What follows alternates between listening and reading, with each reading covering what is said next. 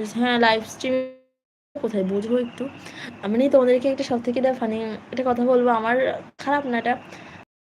আমি লাইভ থেকে ওনার সাথে আমি পরিচিত একটা বন্ধু, ঠিক আছে, এখন আর আমার লাইভে আসে না, এখন নিজে পণ্ডিত হয়ে গেছে বাই দ্য ওয়ে। তাকে আমি আগে কালকে আমি তার লাইভে যা রাতের দিকে গেছিলাম, তো তিনি মিউট করে রেখেছে, অথচ কি বলছে কিছু শোনা যাচ্ছে না, মিউট করে রেখেছে।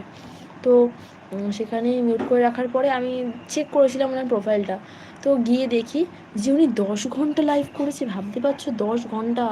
আমি তো ভাবতে পারছি না 10 ঘন্টা লাইভ করা মানে ওর মনিটাইজ, মানে সত্যিই তো 10 ঘন্টা।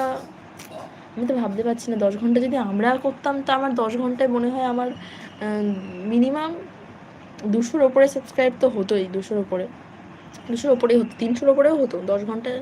তো ওই সময়টা আমরা সময় একদম খুব কম আমাদের, এটা বোঝো, পড়াশোনা থাকে, এখানে ওখানে যাওয়া থাকে, কাজ বাজ থাকে, বোঝো। এর জন্যই তো, নইলে সত্যি কথা